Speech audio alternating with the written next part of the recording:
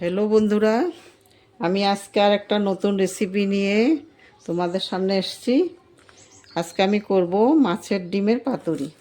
তার জন্য একটা কলা পাতা লাগবে। আমি কলা পাতাটা নিয়ে নিয়েছি। এখন কলা পাতাটার থেকে শীটটা তুলে নেব। এইভাবে শীটটা তুলে নেব। শীটটা তুলে কলা পাতাটাকে দুই ভাগ করে নেব।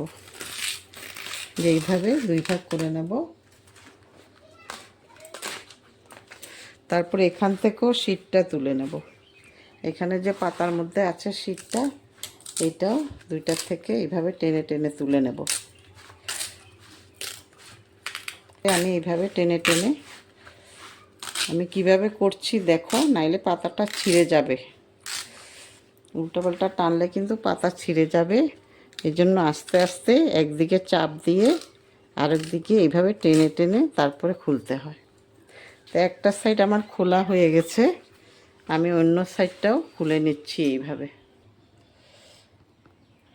আমার দুইটা পাতা শির তোলা হয়ে গেছে। শির তোলার আগে আরেকটা কাজ থাকে, ওটা হলো পাতাটা একটু উনুনে সেঁকে নিতে হয়। গ্যাসে হোক কাঠের চুলাতে হোক সেঁকে নিতে হয়। আর যদি বেশি টাইম থাকে তোমাদের, রোদে রেখে দিলেও পাতাটা মানে মুচমুচে থাকে না, তখন একটু নরম হয়ে যায়। তো নাইলে পাতাটা যখন তুমি পাতলা করবে তখন পাতাটা ভেঙে যায়, ফেটে ফেটে যায়, মশলাগুলি বেরিয়ে যায়। এই জন্য আগে এটা একটু সেঁকে নিতে হয়। তো এখন আমার পাতার কাজটা হয়ে গেছে। এখন আমি ডিমগুলো নিয়েছি, যে ডিমগুলো রেডি করব। এই যে ডিম নিয়েছি, মাছের ডিম নিয়েছি এগুলো। এখন আমি মাছের ডিমের মধ্যে একে একে সব মশলাগুলো দেব। তো এখন আমি এটার মধ্যে দিচ্ছি, প্রথমে দিচ্ছি কাঁচা লঙ্কা, একটু কাঁচা লঙ্কা বাটা দিচ্ছি। তারপরে দিচ্ছি একটু সর্ষে বাটা। তারপরে দিচ্ছি নারকেল বাটা। নারকেলগুলো আমি পেস্ট করে রেখেছিলাম গ্রাইন্ডারে, ওখান থেকে আমি এখন দেব নারকেল পেস্টটা দিয়ে দেব। বেশি দিতে হবে না, মানে ডিমের আন্দাজ মতো দিতে হবে, বেশি দিলেও ভালো লাগবে না। তোমরা যতটুকু করবে ওই আন্দাজ মতো তোমরা নারকেল, শস্য এগুলো দেবে। এখন দিয়ে দিচ্ছি একটু নুন। নুনটা তোমরা আন্দাজ মতো দেবে, যতটুকু করছো ওই হিসাবে আন্দাজ করে দেবে।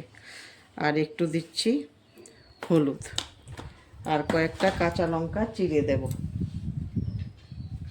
এই যে কয়েকটা কাঁচা লঙ্কা আমি চিড়ে দিয়েছি।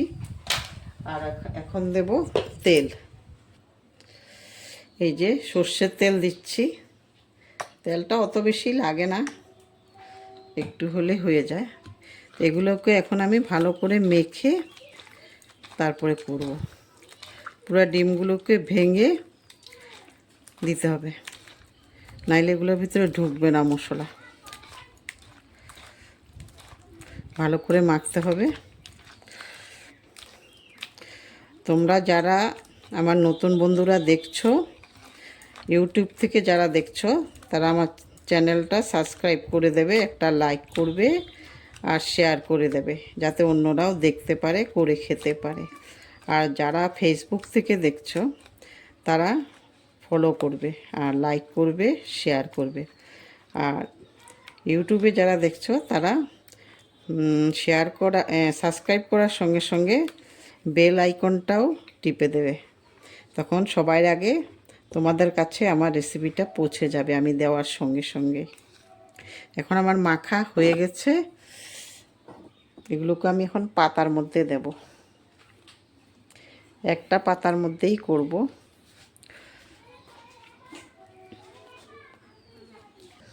এখন আমি এটাকে মুড়িয়ে মুড়িয়ে বানবো। এই যে এইভাবে করে আস্তে আস্তে করে, যখন বেরিয়ে না যায়। নারকেল কোড়া দেওয়াতে একটু নরম হয়ে গেছে, তো আস্তে আস্তে করে বানতে হবে। আস্তে আস্তে করে এইভাবে, ব্যাস।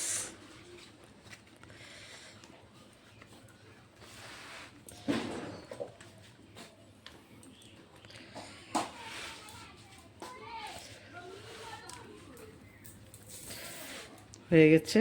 এখন ওই কলারই একটা ডোকা দিয়ে আস্তে করে বেঁধে দিলে হয়ে যাবে।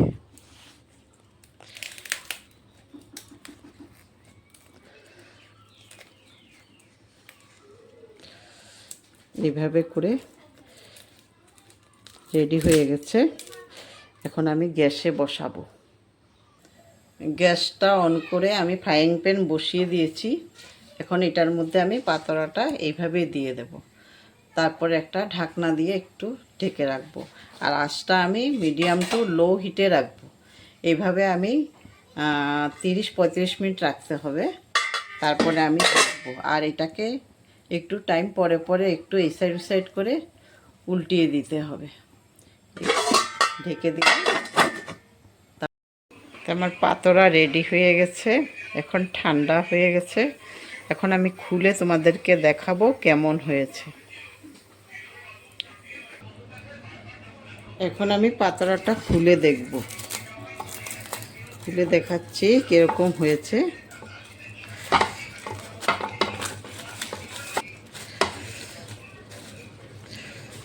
তোমরা কে কিরকম করে ডিম খাও বলবে আমাকে। আমি এটা আমার মার কাছ থেকে শিখেছি।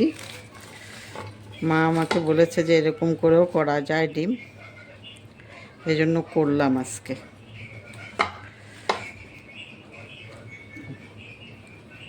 এই যে